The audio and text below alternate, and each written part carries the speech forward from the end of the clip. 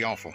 Number 3 is a dirty high voltage battery cooling fan. Buried under this is the high voltage battery, and it has its own cooling fan. It's air cooled, and if that cooling fan gets dirty, it doesn't blow the air very well, and there's little or no filtration. So I've got a video where I clean up the fan, and I've got another video where I made filters to go behind the screen to prevent it from getting so dirty so quick. I'll put links to these videos in the video description below this video. Then we have cracked and dry rotted doors.